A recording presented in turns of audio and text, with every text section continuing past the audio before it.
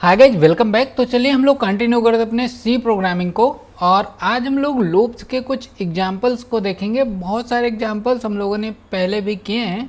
आज थोड़ा सा मैं रिवाइज करूंगा और कुछ एक दो नए कॉन्सेप्ट को भी बताने की कोशिश करूंगा। इसके बाद नेक्स्ट लेक्चर में लूप के एडवांस फीचर्स पे चलेंगे, जिसमें हम लोग कुछ डिज़ाइन वगैरह को ड्रॉ करेंगे बाय यूजिंग लूप। बट आज लेते हैं कुछ बेसिक्स क्वेश्चंस। तो फर्स्ट ऑफ ऑल आते हैं एक, यहाँ पे हमने एक क्वेश्चन देखा कि what are the different type of loop available in C.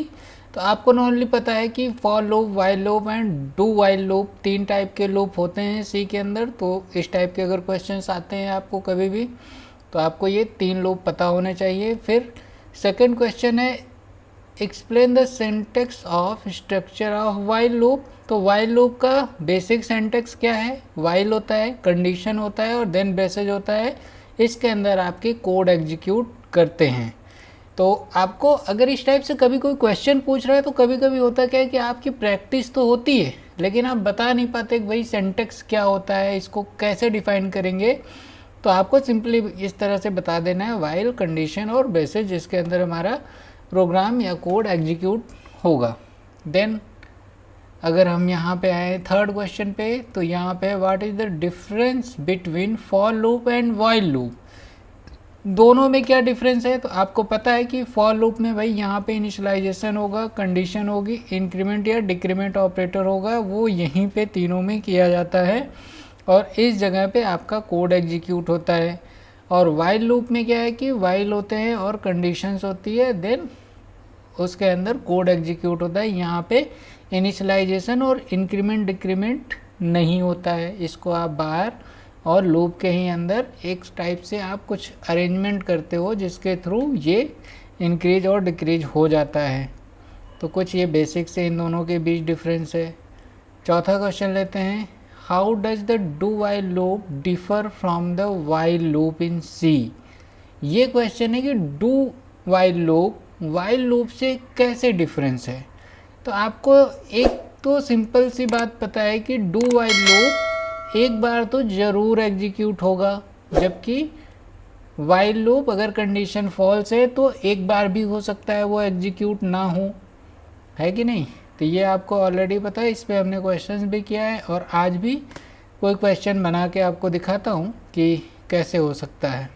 तो यहाँ पे क्या होता है, वाइल लूप में कंडीशन पहले चेक होती है, देन कोड एग्जीक्यूट होता है। इसमें पहले कोड एग्जीक्यूट होता है, देन लास्ट में कंडीशन चेक की जाती है। तो अब यहाँ पे क्वेश्चन है कि what is the infinite loop, how can you create one using each type of loop for while do while. आपने देखा था एक हम लोगों ने इनफाइनाइट लूप बनाया था जिसमें चेक तो यहाँ पे कंडीशन में कर रहे थे ग्रेटर देन, लेकिन वैल्यू को आपने 0 से माइनस कर दिया। तो कभी भी वो मान लो कि आई ग्रेटर देन 10 की कंडीशन लगाए हो और आई की वैल्यू 0 से शुरू हो रही है और हर बार डिक्रीज होती जा रही है, तो कभी भी ग्रेटर देन 10 तो नहीं होगा, तो इनफाइनाइट लूप हो जाएगा। तो इनफाइनाइट लूप बनाने के बहुत सारे तरीके हैं, जिनमें से अगर आप सिंपली इस तरीके से भी फॉर लूप में केवल ब्रेसेस और कॉलन डाल के छोड़ देंगे तो भी ये इनफाइनाइट लूप हो जाएगा। और वाइल लूप में अगर आप 1 लिख देते हो तो 1 का मतलब होता है ट्रू। देखो जो 1 या 0 होते हैं, अगर 0 लिखा है तो वो फॉल्स हो जाएगा, 1 लिखा है तो वो ट्रू हो जाएगा। बूलियन में 0 को फॉल्स पढ़ा जाता है, उसके अलावा कोई भी वैल्यू होगी तो वो ट्रू पढ़ा जाता है। तो यहाँ वाइल में कोई भी आप रियल नंबर डाल देंगे जो कि 0 नहीं होगा तो ये कंडीशन लाइफ टाइम ट्रू रहेगी और ये इन्फिनाइट लूप बन जाएगा। तो वाइल में भी इस तरीके से कर सकते हैं और डू वाइल सेम वाइल की तरह होता है, तो सेम कंडीशन आप यहाँ पे डाल सकते हैं। तो ये तीनों इन्फिनाइट लूप हो जाएंगे। आप इनको बना के भी देख सकते हैं, आप सिस्टम पे इनको रन करके देखिएगा। देन नेक्स्ट पे आते हैं explain the use of break statement within a loop, provide an example. तो ये क्वेश्चन भी हम लोगों ने किया है कि भाई ब्रेक का यूज कैसे करेंगे। तो यहाँ पे एक एग्जाम्पल है जिसमें i = 0 से लूप स्टार्ट होता है और लेस देन 10 तक चलेगा। दैट मीन्स 1 से 9 0 से 9 तक की वैल्यू प्रिंट होनी थी, लेकिन यहाँ पे एक कंडीशन आ गया कि इफ़ आई इक्वल टू 5, जैसे ही 5 होता है तो ब्रेक कर देना। तो इस सिनारियो में अब जो डेटा प्रिंट होके आएगा आई यहाँ पे वो 0 to 5 तक, 5 भी प्रिंट नहीं होगा क्योंकि जैसे ही ब्रेक करेगा तो कंपाइलर नीचे नहीं आएगा। तो 0 to 4 तक ही वैल्यू प्रिंट होगी, उसके बाद की वैल्यू प्रिंट नहीं होगी क्योंकि ये ब्रेक यहाँ पे आ चुका है। तो ब्रेक आने के बाद ये लूप भी पूरा नहीं होता है, कंपाइलर यहीं से बाहर निकल जाता है। तो यहाँ पे जो रिजल्ट आएगा वो आएगा 0 to 4। आप इसको भी प्रैक्टिस करके देख लेना। देन हम लोग नेक्स्ट पे आते हैं, how can the continue statement affect the flow of loop in C. ये भी हम लोगों ने देखा है कि कंटिन्यू कब होना है, जैसे ही देखो यहाँ पे 5 आ जाएगा तो skip printing when I is 5। That means continue में क्या होता है, कंटिन्यू में आप सिंपली जब कंपाइलर यहाँ पे पहुँचेगा तो नीचे की लाइनों को एग्जीक्यूट नहीं करेगा, वो फिर से इंक्रीमेंट पे चला जाएगा। दैट मीन्स जब इसमें 5 आएगा तो 5 को ये प्रिंट नहीं करेगा। ऐसे ही कभी कभी आपको एक लूप चलाना है जिसमें कुछ नंबर्स को आपको एग्जीक्यूट नहीं करना है, तो आप उसको भी कंटिन्यू यूज करके कर सकते हैं, और वो इसको क्या कर देगा, स्किप कर देगा, क्योंकि आपने ऊपर ही लगा दिया है तो नीचे के कोड एग्जीक्यूट नहीं होंगे। तो इसका भी हमने एग्जांपल आपको लास्ट टाइम कराया था, आप इसको फिर से करके देख लेना। देन हम बात करते हैं what is the nested loop example with explain with an example of nested for loop. Yes, ये हम लोगों ने नहीं किया है बट मैं आपको समझा देता हूँ। सिंपली देखो क्या होता है कि आप एक लूप के अंदर भी लूप चला सकते हैं, जैसे यहाँ पे हुआ है। एक लूप लिया गया जो कि i इक्वल टू 1 से शुरू हो रहा है और i लेस देन 3 या इक्वल टू 3 तक है, इंक्रीमेंट किया गया। देन इसमें फॉर लूप लिया गया, j इक्वल टू 1 से शुरू हो रहा है और j लेस देन और इक्वल टू 3 तक चल रहा है। तो अब वैल्यू क्या प्रिंट होगी, है ना। अगर आप बाहर केवल चलाते तो वैल्यू प्रिंट होती है i में। मैं इसको आपको एक बार करके दिखा देता हूँ, बहुत ही सिंपल है, कोई इशू नहीं है, इसको करके दिखा देते हैं। तो यहाँ पे आते हैं, एक यहाँ पे फॉर लूप लेते हैं, एक फॉर लूप लेते हैं, एक फॉर लूप लेते हैं और int i equal to 0, i less than और equal to 3, then i plus plus. एक तो हमारा ये लूप हो गया।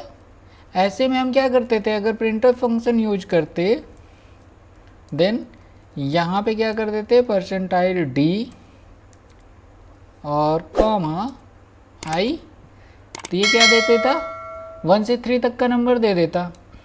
बट हर एक लूप के अंदर आप कुछ उसके थ्रू भी कोई लूप चलाना चाहते हैं तो वो भी पॉसिबल है। आपको सेम लूप इसके अंदर आप अगर यूज कर लेते हो सेम, तो ये भी एग्जीक्यूट होगा और इसका रिजल्ट जो आएगा वो डिफरेंट होगा। थोड़ा सा इसको हम डिफरेंट वेरिएबल से असाइन कर देते हैं j, और j का इंक्रीमेंट करेंगे और यहाँ प्रिंटफ में आएगा j, और वैल्यू 1 से शुरू करते हैं ताकि 1 to 3 तक ये रन करे, 3 बार रन करेगा।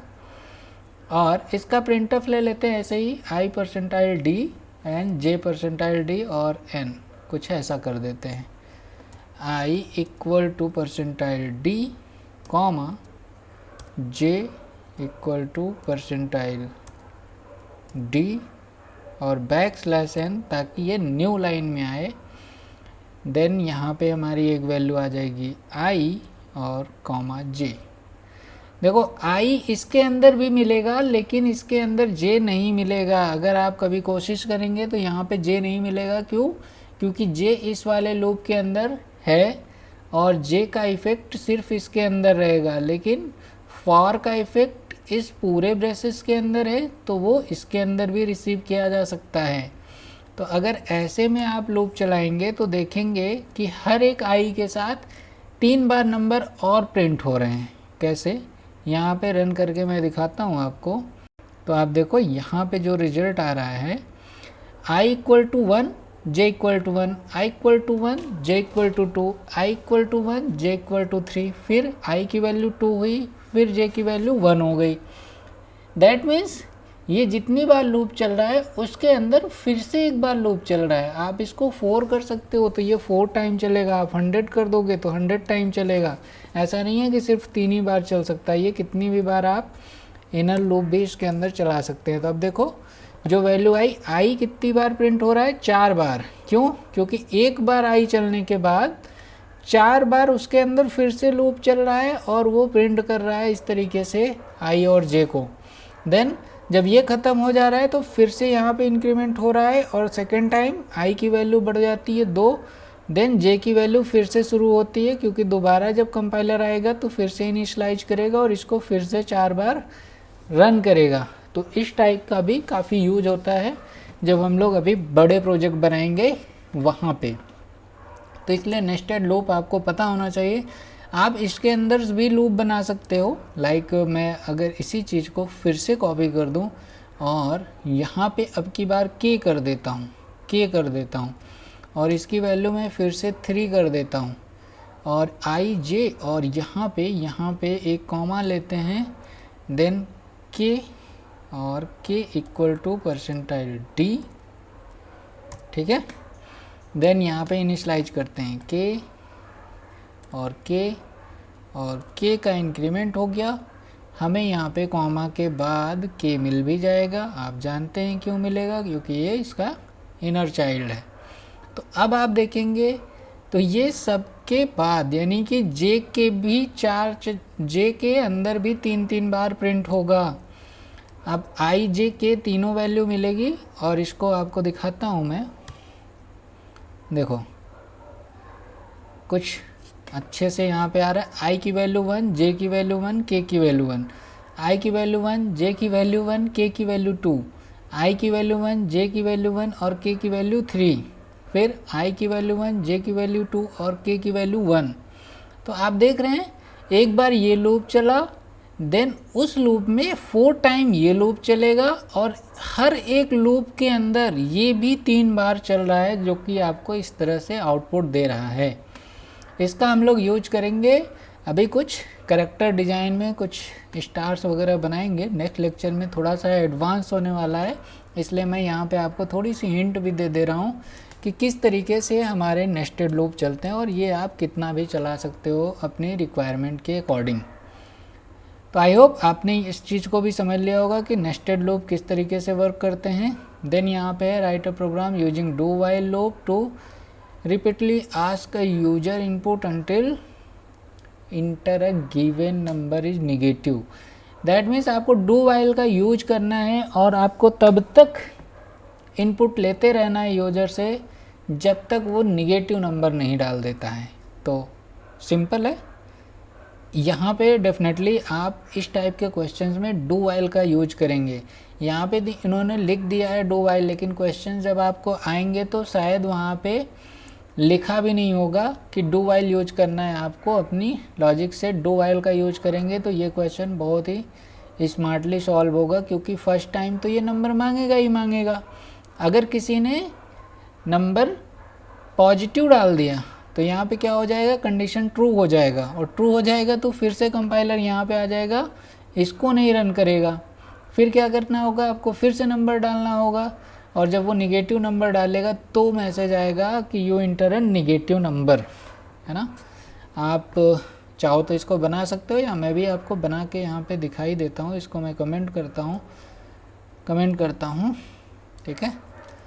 और यहाँ पे एक लेते हैं नंबर इंट ए और डू, इसके अंदर यूज कर लेंगे printf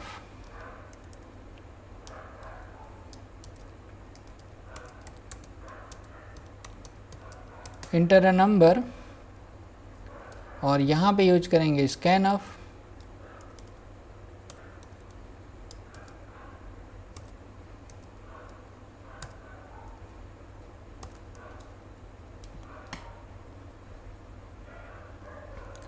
तो यहाँ से इनपुट ले लिया, देन यहाँ पे क्या करेंगे, वाइल यूज करेंगे और यहाँ पे कंडीशन आ जाएगी कि भाई अगर a ग्रेटर देन 0 है या a ग्रेटर देन और इक्वल टू 0, मतलब 0 भी है तो भी मांगना, क्योंकि हमें केवल क्या करना है, निगेटिव नंबर को ही प्रिंट करना है।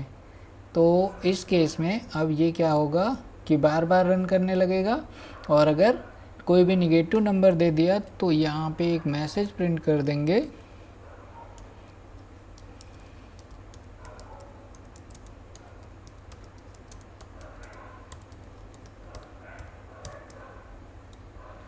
Inter number is negative. ठीक है, परफेक्ट है।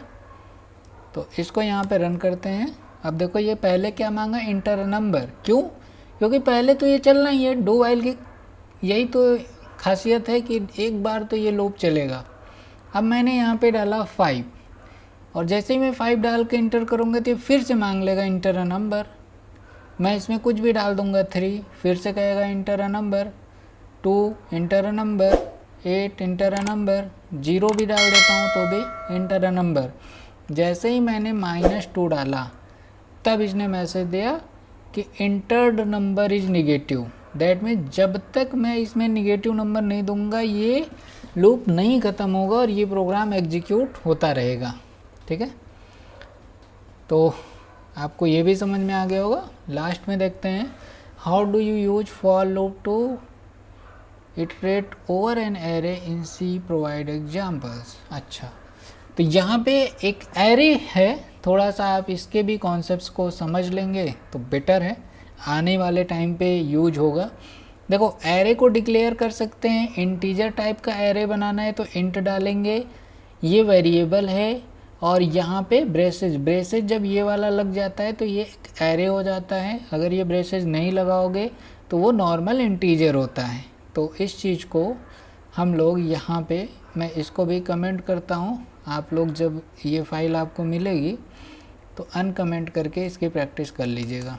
ठीक है, तो मैं इसको यहाँ पे आता हूँ, एक एरे बनाते हैं। देखो एरे आपने अभी तक नहीं पढ़ा है, मैं आने वाले टाइम पे और अच्छे से समझाऊंगा, बट यहाँ पे आपको शॉर्टकट में बता देता हूँ कि देखो इंट एक वैल्यू थी, लेकिन आप कलेक्शन ऑफ वैल्यूज बनाना चाहते हैं तो यहाँ पे कोई भी नाम ले लो, इंट नंबर, मान लो नंबर्स का आपको एरे बनाना है, बहुत सारे नंबर्स रखने, तो आपको ये ब्रेसेज यूज करना है, और इक्वल टू यहाँ पे आप इस तरीके से समझ लो ये डिक्लेरेशन है एरे का। एरे में अगर आपने ये ब्रेसेज यूज कर लिया, अपने वेरिएबल के साथ में नहीं यूज किया तो ये नॉर्मल इंटीजर है, ये ब्रेसेज यूज किया तो ये एरे बन जाएगा।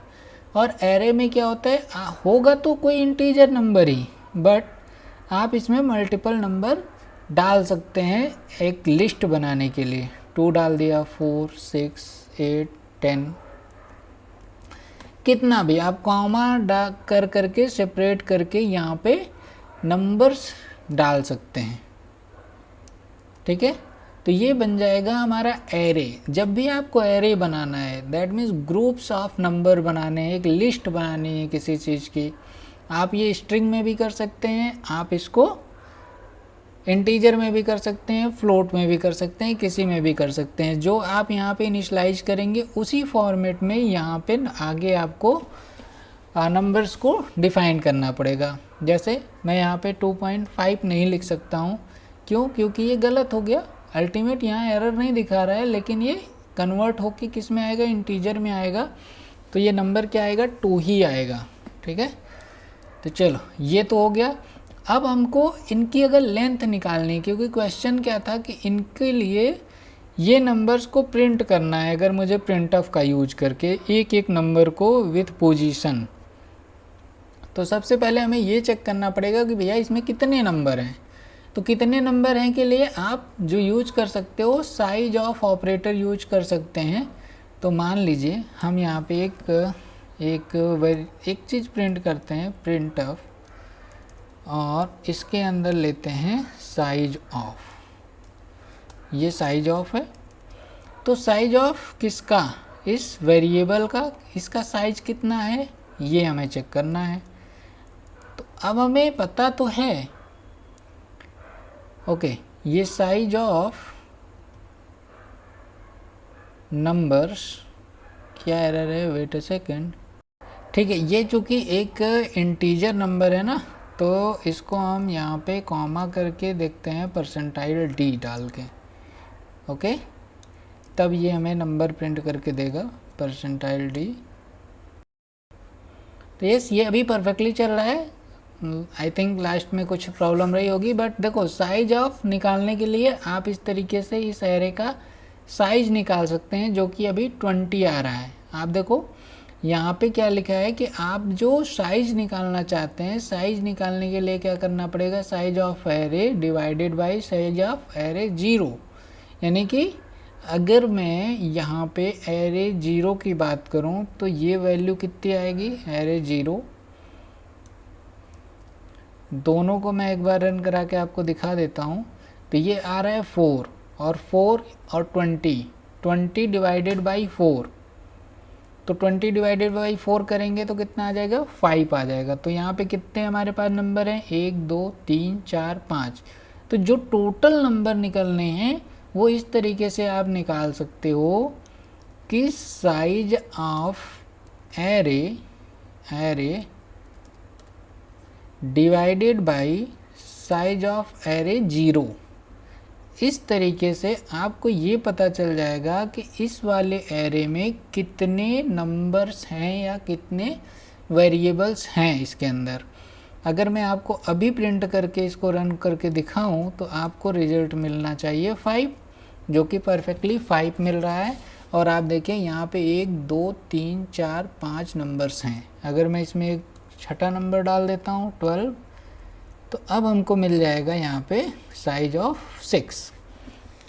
तो एक चीज़ तो हमें मिल गई कि साइज ऑफ, तो इससे अब हम लूप चला सकते हैं। लूप चला सकते हैं कैसे, यहाँ पे चलाएंगे फॉर लूप और इनिशियलाइज करेंगे भाई int i equal to 0, i less than size और i प्लस प्लस।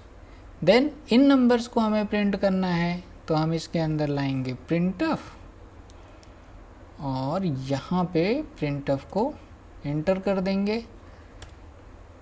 तो यहाँ से i, तो यहाँ पे हम लोग चाहें तो पोजीशन लिख सकते हैं, position equal to percentile D comma number equal to percentile D और i comma number of i क्या देता है, जैसे यहाँ पे एरे ऑफ i है, मैंने एरे को चेंज किया, ये एक वेरिएबल है, एरे लिख देता तो आपको लगता कि एरे ऐसे ही डिफाइन किया जाता है, इसीलिए मैंने वहाँ पे चेंज किया कि भाई एरे ये नहीं है, ये एक वेरिएबल है, बस इस ब्रेसेस की वैल्यू है। और जिस भी इंडेक्स की आपको वैल्यू निकालनी होती है, बस आपको एरे और इस ब्रेसेस के अंदर उसका इंडेक्स पास करना होता है। जैसे अगर मैंने i डाल दिया तो i की वैल्यू बार बार चेंज होती रहेगी, तो ये एक एक नंबर निकल के आ जाएंगे। अगर मैं यहाँ पे 0 डाल दूँ तो ये 0 वैल्यू आएगी। देखो यहाँ पे इंडेक्सिंग कैसे होती है, इसकी वैल्यू, इसकी इंडेक्स है 0 1 2 3 4 5, दैट मीन्स इंडेक्सिंग होती है इसकी ऑटोमेटिकली 0, ये 1 नहीं है, ये 0 है। तो इसकी जितनी भी लेंथ होती है उससे -1 होती है उसके लास्ट वाले वैल्यू की इंडेक्स। तो यहाँ पे इंडेक्स पास किया जाता है किसी भी एक प्रॉपर वैल्यू को प्रिंट करने के लिए। और मैं यहाँ पे जब कर्सर ले आता हूँ तो आप देखो इंटीजर 2 6 2 4 6 यहाँ पे कुछ आ रहा है, उससे अपने को नहीं मतलब है। फ़िलहाल हम लोग यहाँ पे i डालते हैं और आप देखेंगे कि ये सारे नंबर प्रिंट होके आ जा रहे हैं। ओके, यहाँ पे हम लोग \n लगाते हैं, सेव करते हैं और फिर से रन करते हैं। तो आपने देखा कि देखो पोजीशन 0 पे नंबर 2 है, 2 प्रिंट होके आया। पोजीशन 1 पे नंबर 4 है, 6 है, 8 है, 10 है, 12 है। तो ये क्यों हो रहा है, क्योंकि हमने यहाँ पे i की वैल्यू बार बार 0 से 5 तक रन कर दी है। अगर आप यहाँ पे डायरेक्टली 0 डाल देंगे तो इसकी वैल्यू चेंज नहीं होगी, तो हर बार 2 प्रिंट होगा, क्योंकि आई में ऑलरेडी 0 से 5 तक वैल्यू चल रही है, जो इसका इंडेक्सिंग भी है, इसलिए वो एक एक करके नंबर को प्रिंट करता जा रहा है। अगर मैं यहाँ पे 3 डाल दूंगा तो थर्ड पोजीशन 0 1 2 0 1 0 1 2 3 यानी 8 प्रिंट होगा, 6 प्रिंट नहीं होगा। इस चीज़ को ध्यान रखना है, क्योंकि इंडेक्स हमेशा 0 से शुरू होता है। तो इसको रन करके देखते हैं क्या प्रिंट होता है। तो आप देखो 8 प्रिंट हो रहा है। ठीक है, तो आई होप आपको ये भी समझ में आ गया होगा कुछ बेसिक्स एरे के कॉन्सेप्ट। इसको मैं आगे और अच्छे से समझाऊंगा, डोंट वेरी। थोड़ा सा मैं लाया था एक क्वेश्चन कि आपके लिए कुछ नया रहे। तो आज हम लोगों ने 3 कॉन्सेप्ट समझा है, फॉर लूप, नेस्टेड में, और एक डू वाइल लूप का कैसे अच्छा यूज कर सकते हैं, तीसरा एरे के कुछ कॉन्सेप्ट को समझा है। और अगर आपको इसमें कुछ भी कन्फ्यूजन्स होगा तो आप कमेंट में, चैट पे बात कर सकते हैं, मैं वहाँ पे आपको क्लियर कर दूँगा। ठीक है, आज के लिए बस इतना रखते हैं, मिलते हैं नेक्स्ट लेक्चर में। Thanks for watching, keep learning guys.